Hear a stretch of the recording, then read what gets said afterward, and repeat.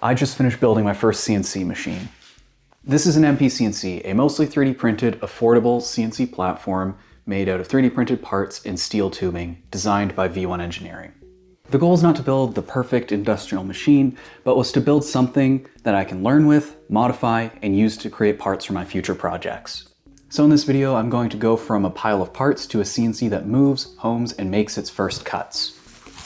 By the end of this video, I should have a working CNC. Whether or not I know how to use it well, that's a different question. A lot of the projects I work on need clean and repeatable mechanical parts. I can often 3D print those parts, sometimes I can hand make them, but neither is perfect. 3D prints are not always the right material, handmade parts are slow and hard to repeat, and ordered parts can get expensive fast, especially when the design is still changing. So I wanted a CNC router that could help with plates, brackets, templates, prototypes, and possibly even parts for future machines. The point is not just to own a CNC, but to add another tool to my project workflow. I chose the MPCNC because it fit for the stage I'm at. It's affordable, well-documented, and built from parts I can easily understand, repair, and modify if needed. The trade-off is rigidity. This is not a giant industrial mill, so I'm going to have to respect its limits. But for a first CNC, that's actually part of the appeal. It should be capable enough to make useful parts, but simple enough I can actually learn what's happening.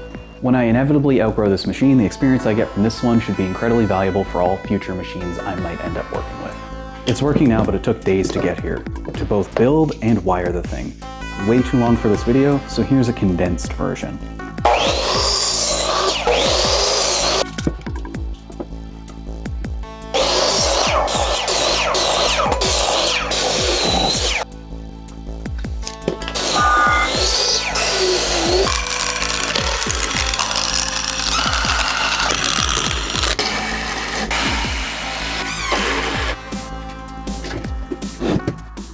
The mechanical build has a lot of printed parts, tubing, bearings, belts, and careful alignment.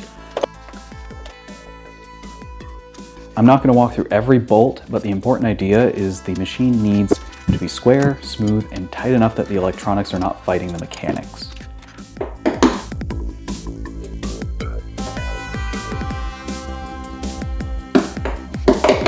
.93. That's not scientific or anything, but it's pretty close.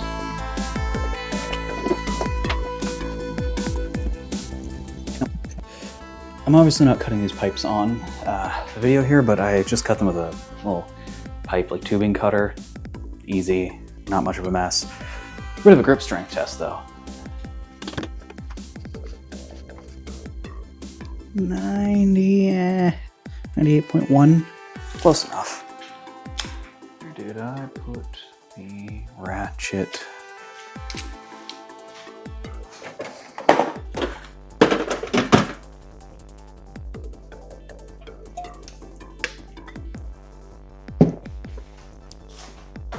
Oh, the ground. I don't even know if I'm in frame.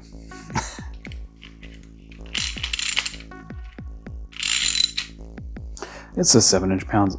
Ow, got a torque wrench for this, so that's 7, maybe.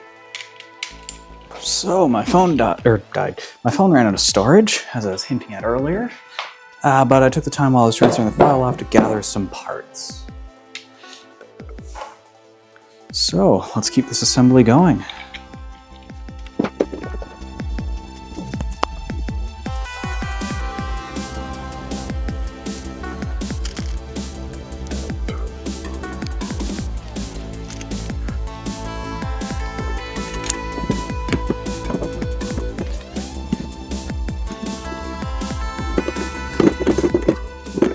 First test fitting.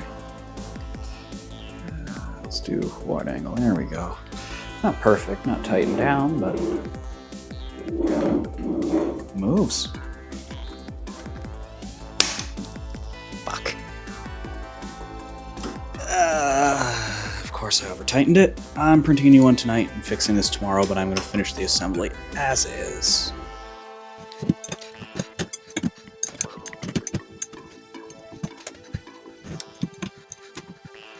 I think that's gonna be the final step for tonight. I'm gonna flip this over and start packing up. Get back tomorrow to finish up the Z-axis. Maybe I'll put the belts in. That's the next step. I think that's a good spot to end it for today.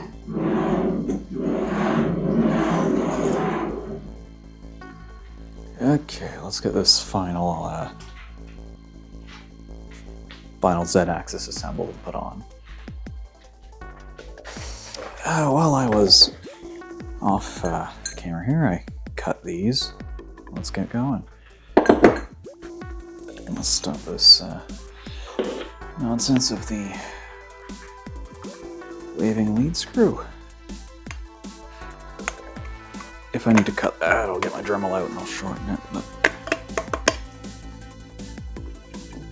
I just don't feel like it right now.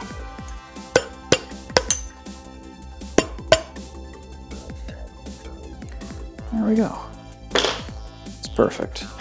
It's actually a really good system. Okay, so I gotta make this real quick. I only freed up a bit of space. Phone ran out, maybe about a gig, so lower quality, gotta be quick. All you missed from since when it ran out was I put this on here, tightened these up, put the belts in, tensioned them, and put this in so it looks good. Tomorrow I'm gonna be wiring all this stuff up, getting the end stops in place. I'm printing an electronics enclosure, which is gonna go here, E-stop here, and we should be able to get this thing moving within the next day. Either way, I gotta end this quick so I don't run out of storage again and get these videos off my phone. Okay, so I don't even know what day it is for this, but I'm getting back to working on this after the launch from the last video, but I think today I'm gonna get the wires done. These are my old attempt. I ran out of wires, had to use some thin ones, decided screw that, I was gonna buy some more. So the work today is gonna be overall pretty straightforward. I've gotta cut new wires to length, cut a few more of these, crimp on some connectors, got some JST PH connectors for the motors and XH for the control board. Yeah, should be pretty straightforward. I'm gonna get on doing this. Gonna be a lot of tedious, just cutting, crimping. Nothing much.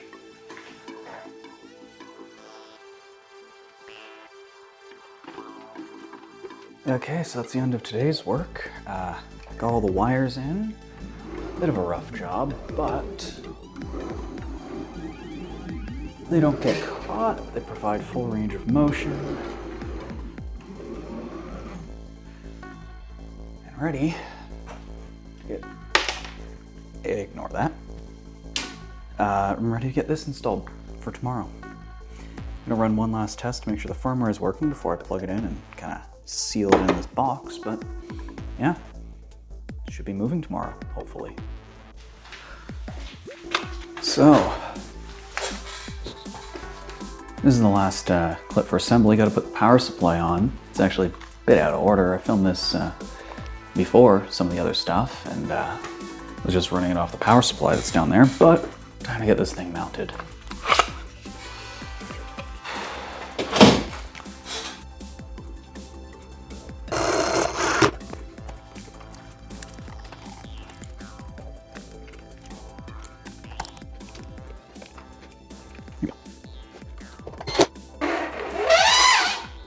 For the controller, I'm using an SKR Turbo 1.4 board running Marlin firmware configured for the MPCNC. It's not the newest, but it works. Alongside that, I'm running a Raspberry Pi hosting CNC.js to control the system. Before enclosing the electronics in the machine, I made sure to flash the firmware and test both boards first. That meant flashing the firmware, connecting over USB, checking motor movement, ensuring the end stops reported correctly, and ensuring CNC.js was both online and working. Once that worked, I moved the electronics onto the machine and started checking each axis for real. At this stage, the goal was not speed or accuracy. The goal was simply to make sure the machine moved the way that it was supposed to. And that it did. After fixing some of the wiring and running some tests, it was able to home all of the axes. Once the machine could move reliably, the last step was making sure it could actually cut something. This is where the project changes from building a CNC to learning CNC. The machine can follow a tool path, but getting a good part depends on everything else, from cam setup to bit choice to work holding to feeds and speeds, material, depth of cut, and how rigid the machine is. So for the first cuts, I kept it simple. Nothing fancy, just simply prove the MPCNC can run a job and remove material under control. And it did. So by this point in the build, the machine was functional. Not perfect, but functional. It moved, it homed, and it made its first cuts. But a working CNC doesn't mean I'm going to instantly be making useful parts. Now I need to learn the actual process, setting up cam, choosing tools, holding work down, tuning feeds and speeds, as well as understanding where the machine is rigid enough and where it isn't. So my MPCNC works. The next question is whether or not I can learn to use it well. So that's my MPCNC build. It started as printed parts, steel tubing, motors, and a controller, and ended up as a working CNC machine.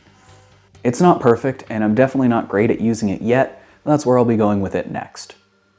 Now that the machine works, the next video will be about me learning how to actually make useful parts with it. Because the goal was never just to build a CNC, it was to create a tool that I can use across all future projects.